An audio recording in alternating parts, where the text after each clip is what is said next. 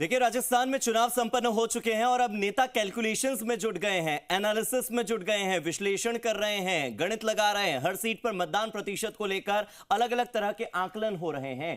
कांग्रेस और बीजेपी दोनों ही अपने अपने हैंड पर अभी कैलकुलेशंस कर रहे हैं। हर नेता अपर हैंड की बात कह रहा है। सबको लग रहा है कि मेरा अपर हैंड है। हर नेता को यही लग रहा है कि मैं ऊपर हूं, मैं जीत सकता हूं। हालांकि जमीनी हकीकत को भांपना पेचीदा हो रहा है, क्योंकि जमीनी हकीकत कोई नहीं जानता। जमीनी हकीकत जानने के लिए 4 जून तक का इंतजार तो करना ही होगा, मतगणना का इंतजार तो करना ही होगा, क्योंकि वोटर्स ने खुलकर नहीं की है नेताओं के सामने अपने मन की बात, क्योंकि वोटर्स ने जो अपनी चाहतें थी वो नेताओं के सामने नहीं रखी है। वोटर्स ने किस दिशा में वोट किया है, वोटर्स ने किन मुद्दों पर वोट किया है, वोटर्स ने किन चेहरों पर वोट किया है और किस आधार पर वोट किया है, ये अभी तक वोटर्स की ओर से क्लियर नहीं बताया गया। जब कोई क्लैरिटी नहीं तो ऐसे में दोनों ही पार्टियों को समर्थन का आश्वासन वोटर्स ने दे दिया। और ऐसे में मेरे सहयोगी शशि मोहन मेरे साथ जुड़ गए। शशि मोहन, हर नेता को यही लग रहा है अपने कैलकुलेशन में कि उसका अपर हैंड है, लेकिन सच्चाई तो 4 जून को पता लगेगी। एक सच्चाई जो अभी पता लगती है वो ये कि किसी नेता का अपर हैंड हो ना हो, जनता ने इस बार अपर हैंड बना के रखा है। जनता ने अपने मन की बात किसी के सामने नहीं कही। बिल्कुल, जनता ने अपने मन की बात नहीं की है। हालांकि कुछ जगह दावे किए जा रहे हैं, लेकिन ऐसे में ये भी बात है कि एग्जिट पोल जो आएंगे उनके भी आंकड़े बहुत सटीक निकल जाएं, ये नहीं कहा जा सकता, क्योंकि वोटर अपने मन की बात खुलकर नहीं बता रहा है और पार्टियां, नेता अपने अपने नजरिए से इसका आकलन कर रहे हैं। लेकिन सभी जिससे भी बात करें वो अपनी जीत का दावा कर रहा है, सामने वाले को कमजोर बता रहा है। कई बार ऐसा लगता है कि नेताओं की बॉडी लैंग्वेज जब उनसे फेस वैल्यू पे बात की जाती है तो वो कुछ उनकी चिंता को उजागर करती है। हालांकि फिर भी वो उसे छिपाने का प्रयास करते हैं, लेकिन वोटर इस बार बहुत साइलेंट है।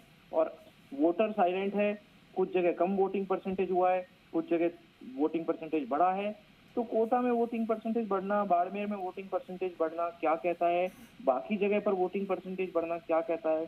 क्या एंटी इनकम्बेंसी मामला है या एंटी इनकम्बेंसी कैंडिडेट की मामला है, या फिर जो विपक्ष है वो मजबूती से अपनी बात नहीं रख पा रहा, इस लिहाजा लोगों को रुझान ही नहीं आ रहा कि विपक्ष भी मजबूत है या नहीं। कई पहलू हैं।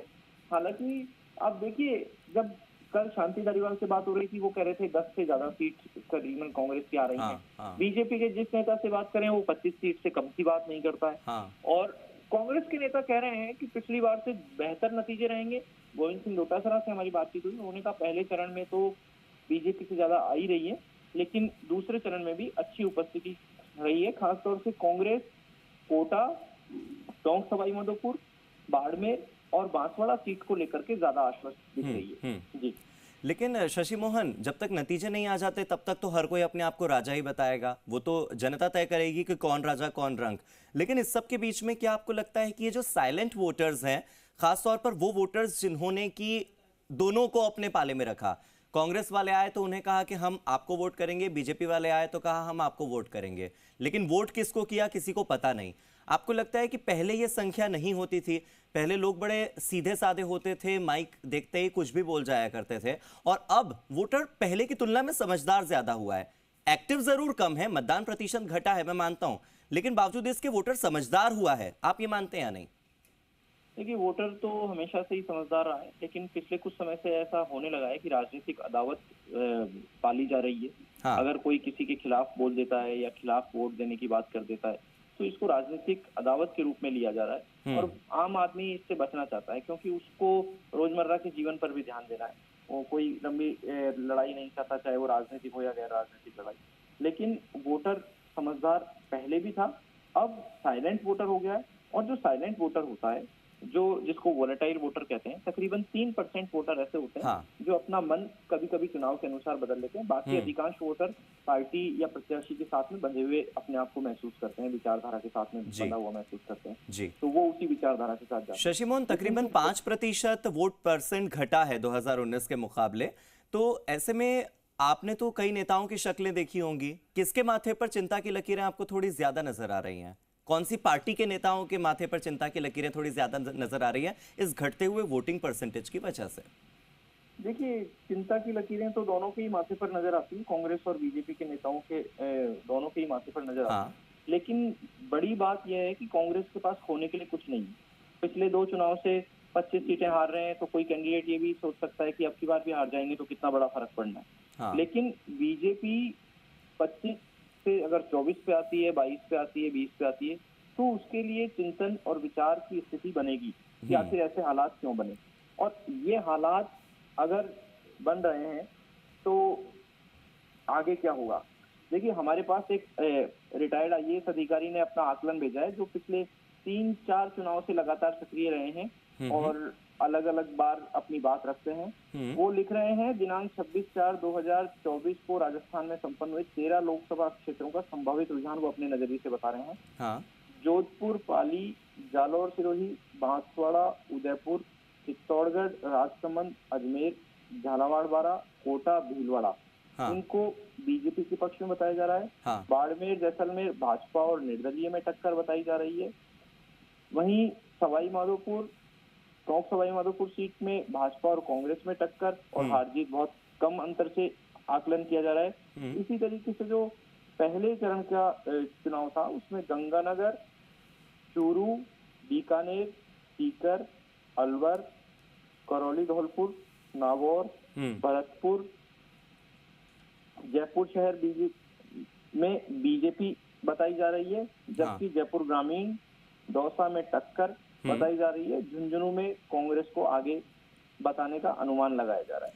हालांकि इस पूरी जो लिस्ट है उसमें वो अधिकारी शायद चूरू का नाम चूरू लिखा है उन्होंने, चूरू बीजेपी के फेवर में बताई जा रही है। तो ये उनका आकलन है, लेकिन सबके अपने अपने आकलन होते हैं। कांग्रेस के जो लोग हैं वो कह रहे हैं, शशि मोहन, जो आकलन आपने अभी बताया, इस आकलन में जितना मैं समझ पा रहा हूँ ये वोटिंग परसेंटेज से तो बहुत परे लग रहा है। नहीं, देखिए, सबका अपना आकलन होता है जी। कास्ट की इक्वेशन होते हैं। हाँ। और मुद्दों की बात होती है।